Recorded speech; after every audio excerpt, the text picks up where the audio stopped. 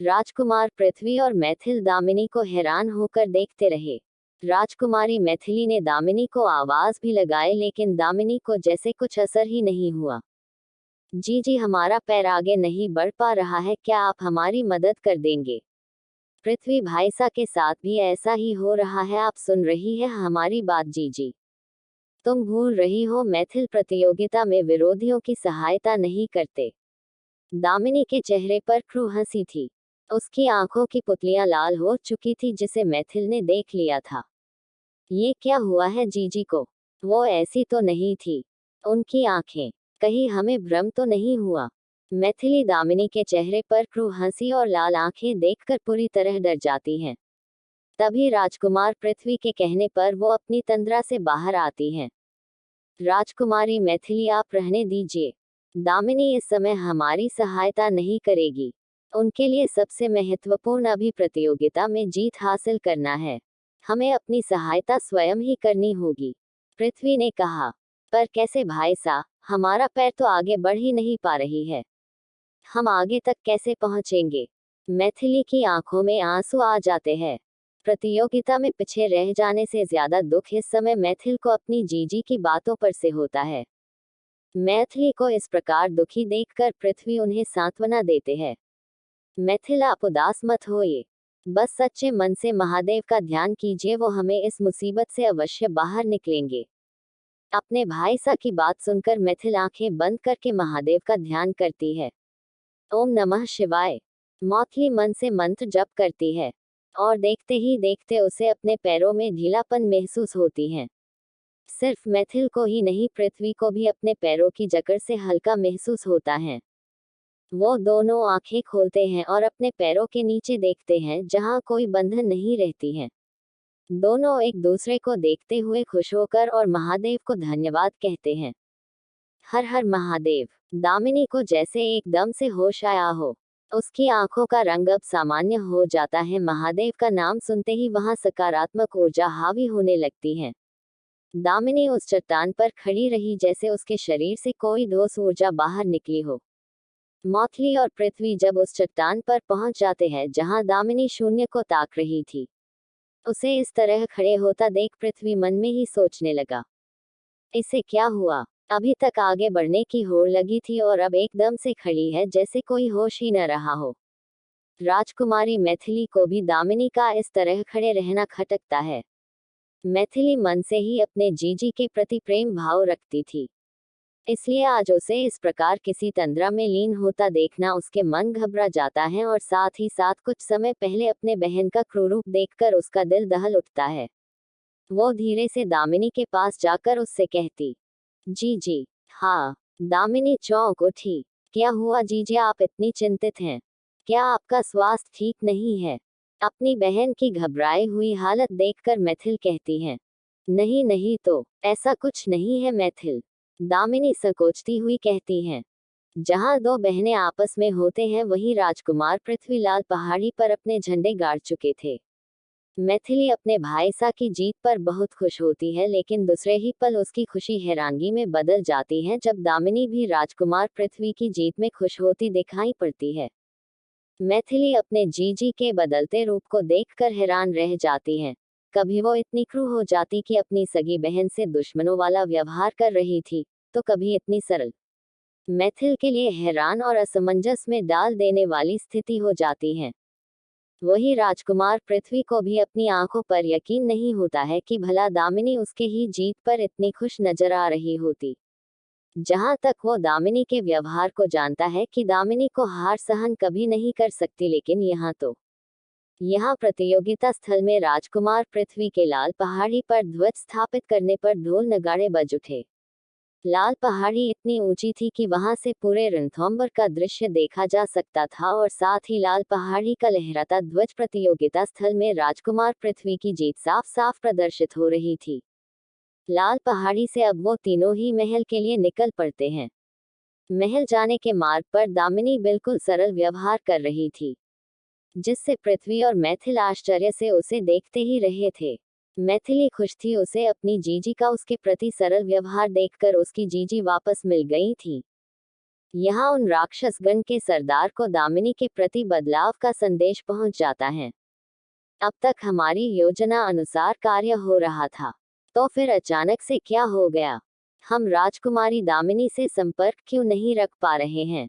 बार बार हमें विफलता मिल रही है। कुछ तो जरूर घटित हुआ है।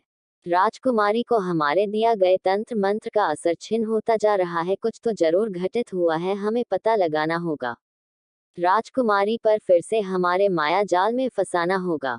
वो राक्षस गण का सरदार हवनगुंड के सामने कुछ मंत्र बुदबुदाता है। उसके ठीक सामने एक बड़ी सी राक्षस देव की मूर्ति थी, जिसकी आंखें बड़ी बड़ी, चेहरा बहुत ही भयानक सा रहता है। वो राक्षस का गण मंत्र बुदबुदाता हुआ उस मूर्ति को देखकर आहुति देता है। तभी उस मूर्ति की आंख लाल रोशनी से चमक उठी। उसमें से एक काला रंग का चील फड़फड़ाते हुए निकल आया। वो चील सामान्य चिलों से अधिक बड़ा था। उसकी आंखें लाल रोशनी की तरह चमक रही थी। वो उड़ता हुआ सीधे उस राक्षस के कंधे पर आकर बैठ जाता है। वो राक्षस उस चील पर कुछ मंत्र बुदबुदा है और वो चील वहां से तेजी से उड़ान भरता हुआ निकल जाता है। उसके जाने से ही उस राक्षस गण के सरदार के चेहरे पर रहस्यमय मुस्कान आ जाती है। यहाँ प्रतियोगिता स्थल पर पहुंचते ही राजकुमार पृथ्वी के नाम पर जयकारे गूंजने लग जाते हैं। महाराज राजगुरु रानी कलावती को राजकुमार पृथ्वी के विजय होने पर बहुत गर्व महसूस होता है।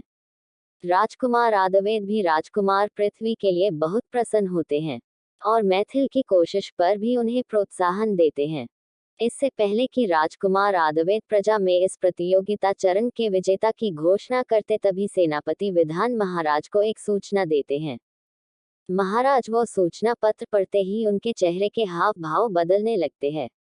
महाराज राजगुरु को प्रणाम कर अति शीघ्र ही प्रतियोगिता स्थल से उठकर सभा में उपस्थित होने चले जाते हैं। महाराज को इस प्रकार अचानक से उठकर चले जाने से राजकुमार आद्वैत पृथ्वी और उदय भी उनके साथ सभा की ओर बढ़ते हैं। वही राजकुमारी मैथिली और दामिनी के भी अपने पिता के अचानक से जाने पर वो भी एक दूसरे को देखते हुए सभा की ओर चल पड़ते हैं। महाराज, आपका इस प्रकार अचानक से सभा में उपस्थित होने का क्या कारण हो सकता है? कहीं कोई चिंता का विषय तो नहीं? राजकुमार आदवेद महाराज को इस प्रकार चिंता में होते देख उनसे कहते हैं। एक बहुत बड़ी चिंता का विषय है राजकुमार आदवेद। अभी अभी हमें सेनापति विधान से ये सूचना मिली है कि हमारे विरोधियों ने हमसे युद्ध करने का संदेश पहुंचाया। या तो हम उनसे युद्ध कर लें या हम उनके अधीन हो जाए। महाराज चिंतित होते हुए कहते हैं, असंभव पिताश्री, हमारा राज्य आज तक किसी के अधीन नहीं रहा और न रहने दिया है। हमने तो सदैव सबसे आपसी सामंजस्य स्थापित किया है, तो फिर ये ऐसे कौन से विरोधी हैं जो हमसे युद्ध करना चाहते हैं? दामिनी गुस्से से भड़क उठी। शेरावत राज्य के राजा शमशेर। महाराज उन सब की ओर देखकर कहते हैं, राजा शमशेर, महाराज, इनका राज्य तो बहुत ताकतवर है। युद्ध कौशल के साथ साथ इनका राज्य अधिक शक्तिशाली भी है। राजकुमार पृथ्वी ने महाराज से कहा, हमें ज्ञात है राजकुमार पृथ्वी, इसी कारण हम शेरावत राज्य पर सामंजस्य स्थापित नहीं कर पाए, क्योंकि वो हमारे राज्य से अधिक शक्तिशाली है।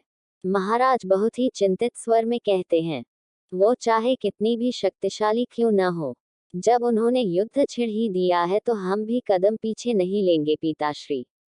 दामिनी आगे बढ़कर कहती हैं, पिताश्री, क्या हम एक बार राजा शमशेर से आपसी वार्तालाप करके युद्ध करने से रोक भी तो सकते हैं? राजकुमारी मैथिली कुछ सोचते हुए सभा के सामने अपना पक्ष रखती हैं। नहीं राजकुमारी मैथिली, राजा शमशेर बहुत ही हठी है।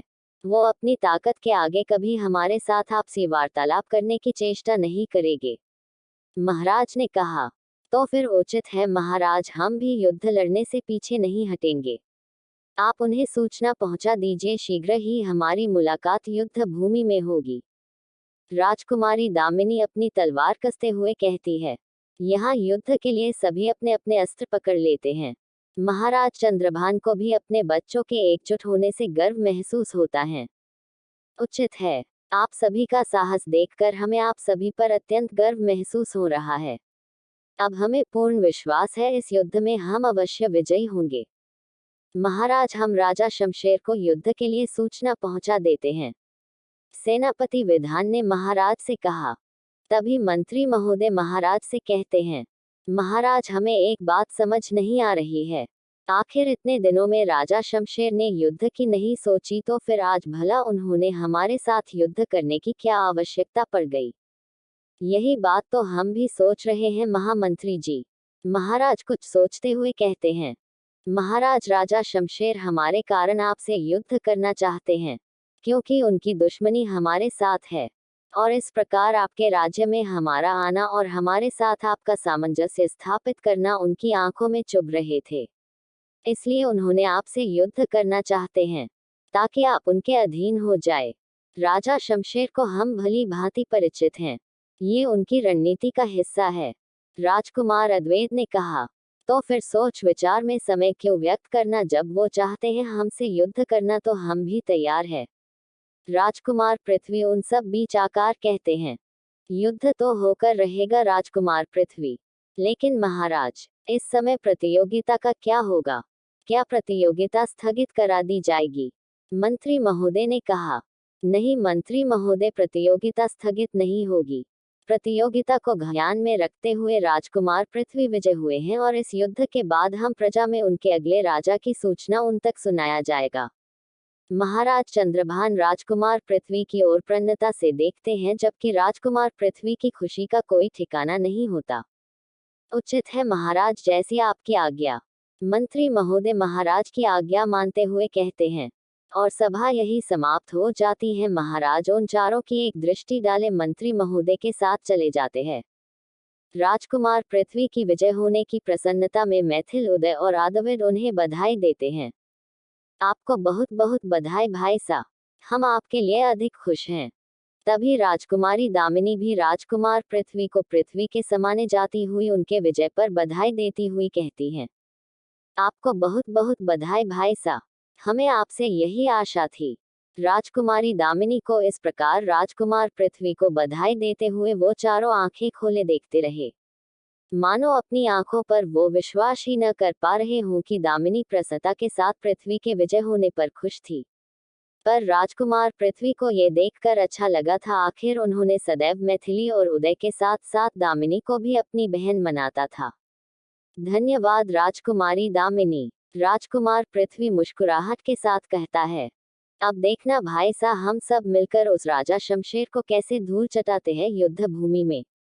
अब तो हम सभी साथ हो गए हैं, एक साथ लड़ेंगे युद्ध भूमि में। राजकुमारी मैथिली ने कहा, राजकुमारी मैथिली, युद्ध भूमि में जाना कोई बालपन का खेल नहीं, आप वहां नहीं जा सकती है। दामिनी ने मैथिली से कहा, किंतु क्यों जीजी, हमें भी तो अपने राज्य की सहायता करनी है। मैथिली बुरा सा चेहरा बनाकर कहती है, मैथिली दामिनी उचित कह रही है, आप युद्ध भूमि में नहीं जा सकती, आपको अभी समय लगेगा युद्ध के लिए सज्ज होने में। राजकुमार पृथ्वी भी उन्हें समझाते हुए कहते हैं, वैसे राजकुमारी जी, आपको सहायता ही करनी है तो आप युद्ध भूमि के शिविरों में जाकर वहां घायल हुए सैनिकों की सहायता अवश्य कर सकती है। राजकुमार आद्वैत ने कहा, हाँ मैथिली आद्वैत उचित कह रहे हैं। दामिनी भी राजकुमार आद्वैत की बात का समर्थन करते हुए कहते हैं, उचित है, हम शिविरों में ही चले जाएंगे, किंतु आप सभी एक दूसरे का ध्यान रखना। राजकुमारी मैथिली उन सभी को सख्त हिदायत के साथ कहती है, जो आज्ञा राजकुमारी जी। सभी एक साथ सर झुका कर के उठते हैं। कहानी जारी रहेगी। कहानी के साथ बने रहने के लिए चैनल को सब्सक्राइब जरूर करें।